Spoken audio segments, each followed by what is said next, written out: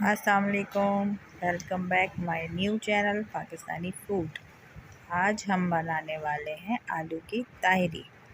2 से 3 आलू ले लीजिए, 2 बड़े साइज़ के टमाटर, 3-4 हरी मिर्च, मसालों में हल्दी 2 चाय के चम्मच, 1 चम्मच कुटी मिर्च, 1 चम्मच पिसी मिर्च, आधी चम्मच ज़ीरा, तेज़पात, 4 लौंग और 4 काली मिर्च।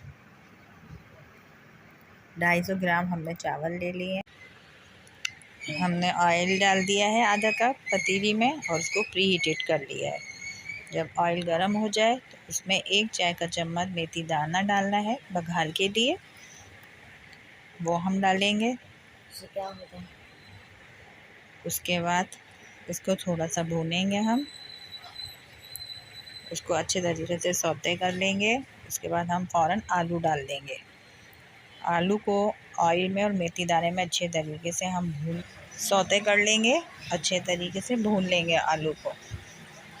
उसके बाद इसमें हम ये ड्राई मसाले डाल लेंगे, हल्दी, कुटी मिर्च, पिसी मिर्च, ज़ीरा, लौंग, काली मिर्च, तेज़पात और नमक। ये डाल के अच्छे तरीके से भूनेंगे इसको 2 से 3 मिनट। और उसके बाद इसमें थोड़ा सा 2 टेबल स्पून के करीब पानी डाल देंगे और फिर इसको दोबारा से अच्छे तरीके से भूनेंगे। जब मसाला तेल छोड़ दे अच्छे तरीके से और मसाला भुनने पे आ जाए तो हम फिर इसमें टमाटर और हरी मिर्चें ऐड कर लेंगे और टमाटर हरी मिर्चें डाल के फिर दोबारा से अच्छे तरीके से भुनेंगे।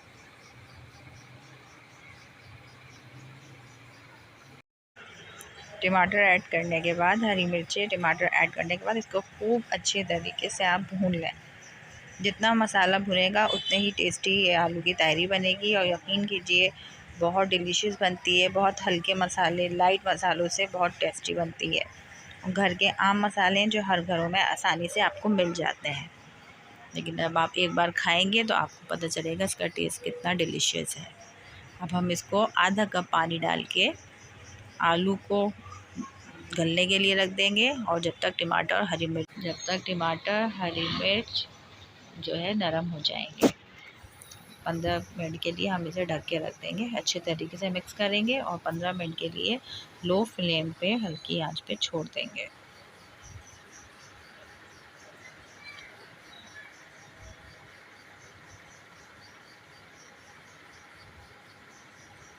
पंद्रह मिनट के बाद हम इसे खोल के देखेंगे, अच्छे तरीके से चम्मच चलाएंगे।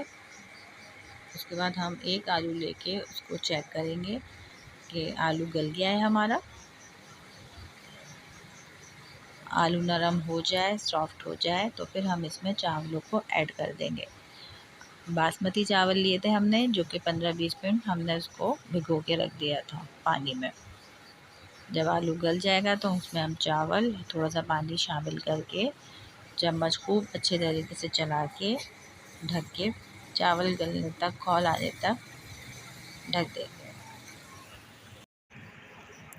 इसको हम ढक देंगे। जब खौल आने लगेगी तो तेज़ आंच पे हम इसे ढक्कन खोलेंगे और चम्मच अच्छे तरीके से चलाएंगे और उबाल अच्छे तरीके से चावलों में आने देंगे। 2 से 3 दफ़ा चम्मच चलाएंगे ताकि चावल में अच्छी तरीके से तमाम मसालों के जायके शामिल हो जाए।